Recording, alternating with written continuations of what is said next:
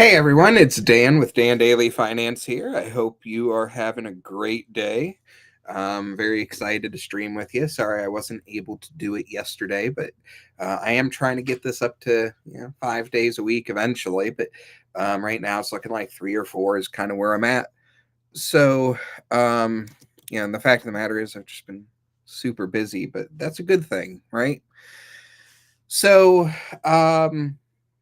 I figured, as with all of these streams, the best thing to do is to kind of start off with general market news and see where we're at, and then I'll kind of get the big, the main topic afterwards. So, let me share with you. Here we go. Entire screen. Aha! So you guys should be able to see now. Might take just a moment, but general market news. So the first thing that I noticed today is Alphabet, which is Google's parent company, uh, ended up really not doing well today. I actually wrote an article about it on Seeking Alpha. I highly recommend that you read it. It's down over 7%, as you can tell by looking at the screen here. Now, even with that, the stock has done really well. Over the last year, it's up almost 33%.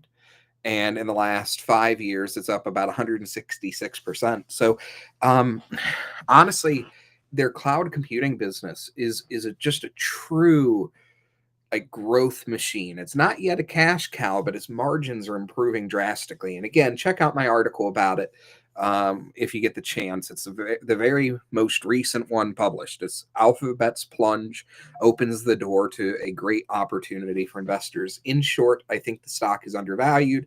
I think the $75 billion are going to be investing in capital expenditures this year alone on infrastructure, AI, sort of stuff, data centers is going to be massive for shareholders in the long run, because this is an industry that for the next at least decade is going to continue to show strong growth. Obviously, that's not the only development that we've had today. We had Disney report earnings. The stock was down a little bit. I didn't look at the specifics yet, but apparently they did lose some Disney Plus subscribers. I'm very familiar with Disney. I've written 50 or 60 articles about it at least, and my guess on this. In fact, you know what? Let's just do this. Let's go to the SEC data here. We'll just go straight to the source, so I'm not speculating. It doesn't do any good for me to speculate. So subscribers, 124.6 million. That's down actually from the previous quarter of 125.3 million, but not surprisingly, that is their international side of their business. Almost certainly because of Hotstar. They had lost a lot of subscribers, in part because of changes in programming that they had on there, but also because of higher pricing. These are very low value subscribers. Usually they actually report what the specifics are for the Hotstar. I think they just stopped doing that. Wow. Oh, that's weird. Up until this quarter, they were releasing those details, but it is what it is. So, anyways, however, the overall domestic subscribers continue to increase. So let me go back to the beginning here. Yeah, so domestic, that's US and Canada, 56.8 million versus 56 million. These are much more valuable subscribers to the platform. And you know what? Actually, I think they just removed the Hotstar numbers altogether, because it's not that they just consolidated them into international. So it's interesting why that drop has occurred, but I'm not really sure why.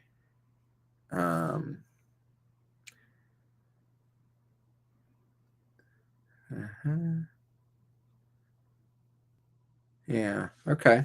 Well, regardless, overall though, even though the stock, took a dive, um, things weren't bad by any means. I think Disney is a great company. Revenue went up year over year from 23.5 billion to about just under 25 billion. And net profits grew, cash flows grew. So, definitely, I'm a huge fan of Disney. I used to own shares of the business. I did end up selling, I don't know, a month ago, only because I saw some better opportunities that are out there. Hovnanian is one example. It's a small home builder, stuff like that. But regardless, it is what it is. And then also we've had some other movers as well. So let's check Apple and Nvidia. I do follow Apple, but they're only down about 1%. Doesn't seem to be anything significant there, to be honest with you. And I guess they dipped after China is considering a probe of App Store fees. That's probably the driver there. So, keep that in mind. And then Nvidia is always an interesting one to look at. Yeah, up 4%. And I honestly don't know why they're up today. AMD dropped today. It is what it is. But yeah, so, interesting day in the market. But overall, the market is up. The Dow Jones is up 1/3%. The Nasdaq's down, but that's probably because of some of the bigger tech names just not doing so great right now. AMD dropping, stuff like that. So, in general, I think if Trump does not proceed forward with his tariffs, which he has kind of backed away from, and to a lesser extent, it's not as important in terms of how the economy is doing today. But if we can eventually see some change in the immigration policy to be a little more migrant friendly, I think that the economy is going to be fine. The immigration situation does really worry me long term. And I'm separating out the humanitarian side of this, just focusing purely on, impact to the market. But obviously, the humanitarian side is completely different. So that's it on the market news. But I did want to also kind of talk about one other thing, which is, smart investing is, my topic for today. I buy individual stocks because I am an experienced investor. I went to college to study this stuff for 5 years. I have a master's in accountancy, bachelor's in economics, multiple areas of concentration. I ran an Ohio based registered investment advisory firm for 9 years. And now I've got 33,000 followers on Seeking Alpha, and I've got my own fintech platform that I'm working on. So I'm an expert. Not everybody is an expert, and that's okay. Everybody has different areas in life that they focus on. I think that investing individually, even a little bit, is a good idea because it helps you to learn about how the market reacts.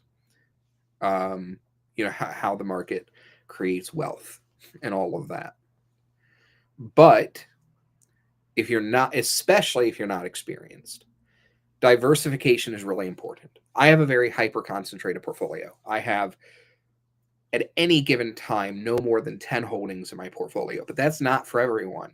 The less comfortable you are with the market, the more diverse your portfolio should be. So that's the first tip. Now, you have to also be careful about what you invest in, even when you're diversified. So, the goal here should be to get at least what the market returns. Obviously, if you're closer to retirement, that math changes. You don't want to be, taking a risk of going into recession and losing 20-30% of your portfolio because the whole market tanks right as you're approaching retirement. That's not the time to be, necessarily in even the S&P 500. So that's super important to keep in mind. But another thing is that even diverse opportunities may not be the best. So this is just a snippet from one of my Seeking Alpha articles. It is SCHD is the ticker symbol. It's a Schwab, uh, basically high dividend. It's not really high dividend. It's like less than 4% is the yield, which is, but it's an ETF and it's very diverse, but it is a consistent underperformer. And that's because, even though it pays out a distribution, it also is a portfolio um, that invests in large dividend paying companies that really aren't growing that fast. And a lot of them really aren't trading at multiples that are that appealing. So, as you can see, since I originally rated it a sell, and when I rate a company a sell, it's not my expectation that the stock is going to fall or the ETF is going to fall. And by the way, an ETF is kind of like an index fund. You can just imagine it for, simplistic terms as an index fund. Just because I am bearish about something, I don't expect it necessarily to fall. I just expect it to perpetually lag the market until conditions change. So as you can see here, back when I originally rated SCHD a sell, way back in, I think, September of 2023, it's only up, and this was as of late last month. I haven't updated these numbers for today or anything. So this is outdated by a good week and a half. But it's only up, about 20%.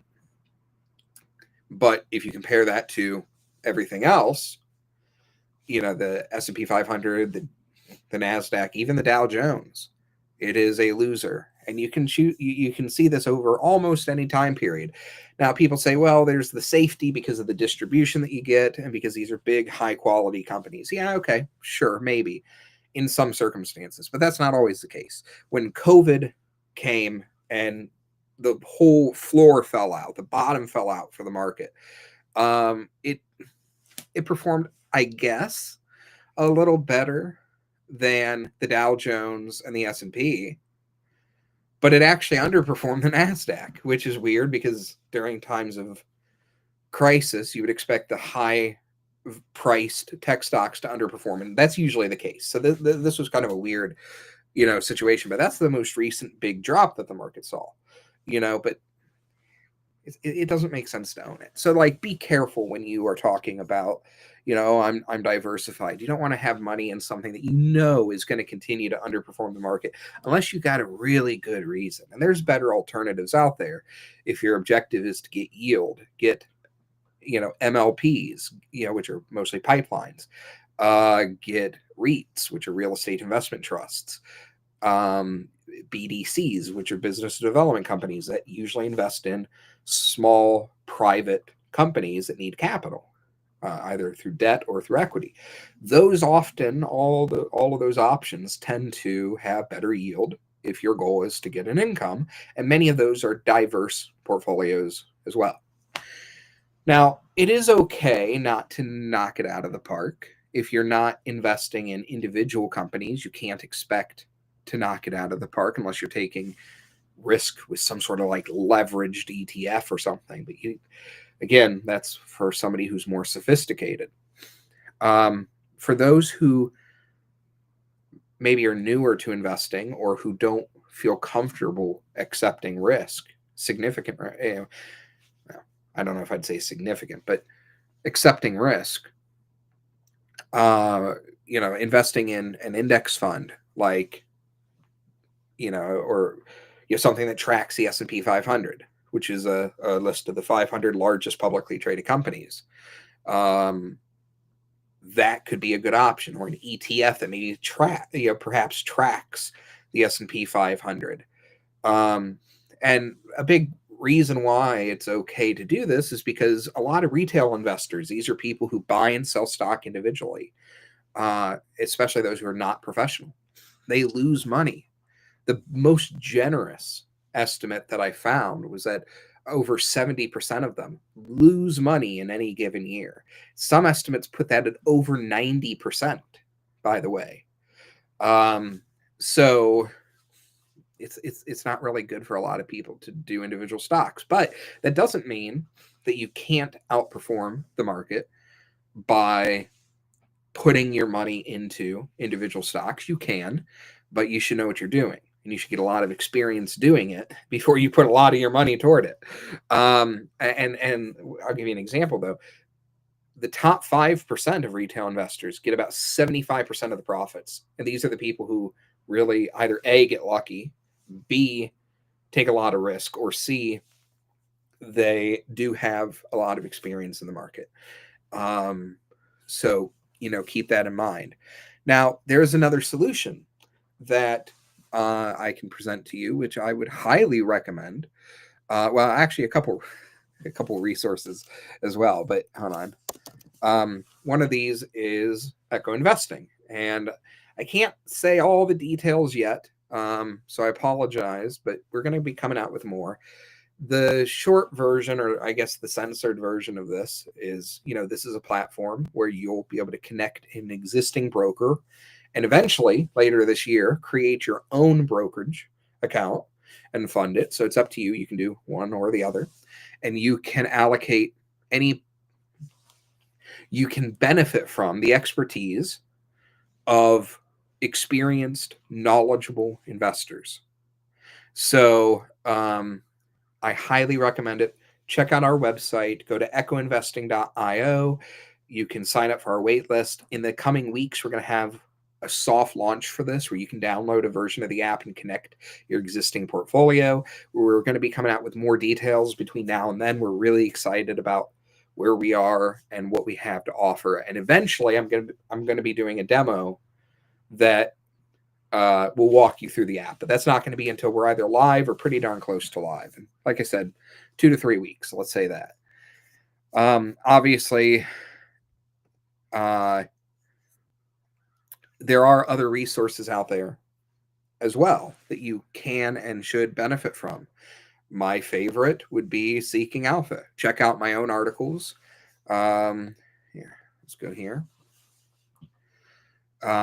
So here I've written over 5,000 articles.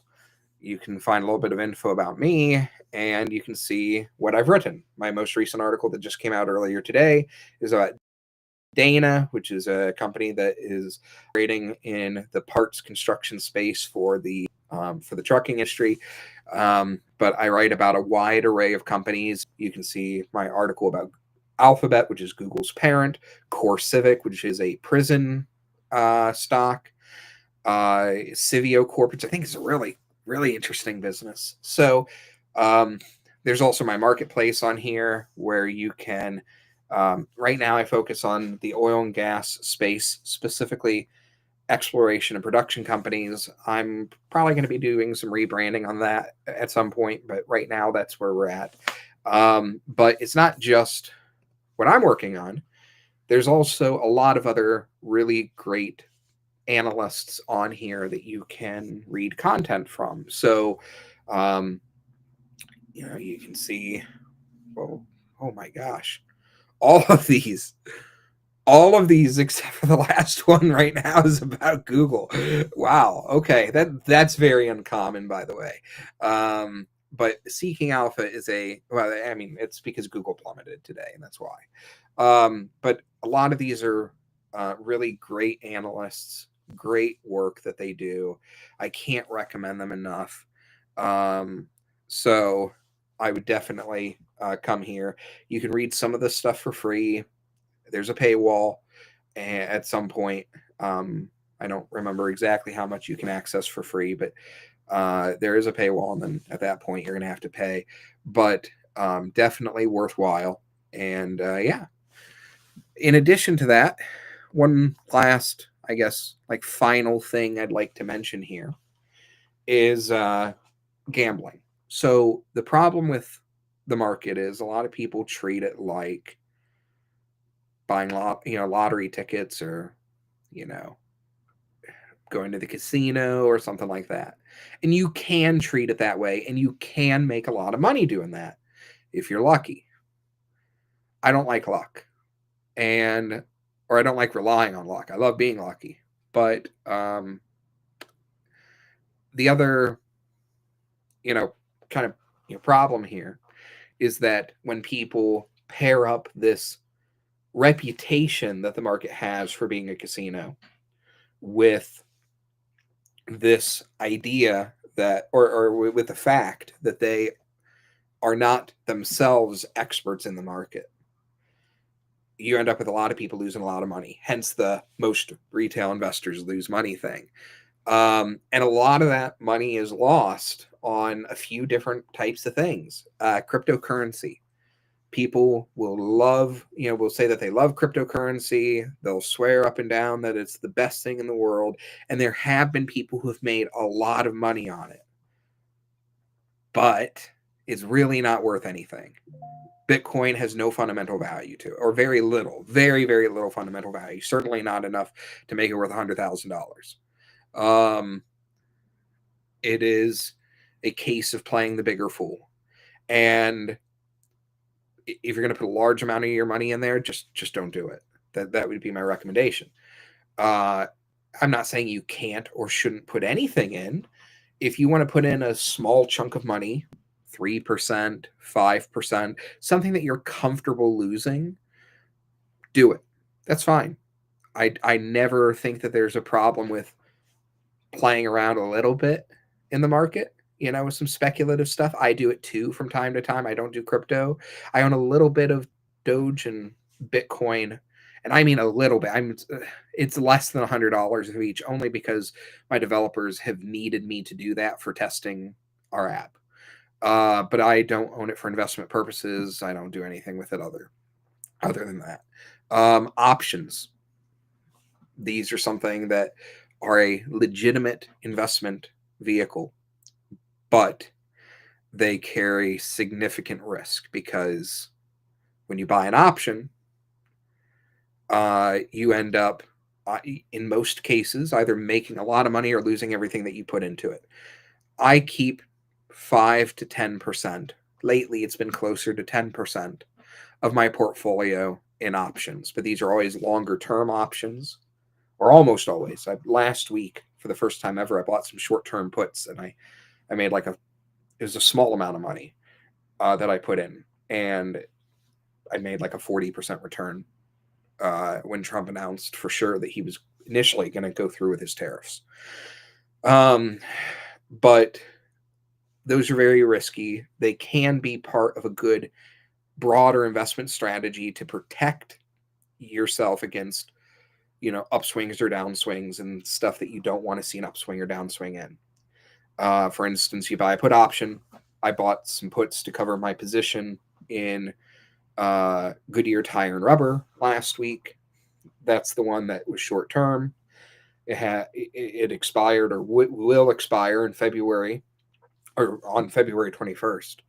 And I did it to protect me if the stock dropped below $8. And the stock was like at 870 or something.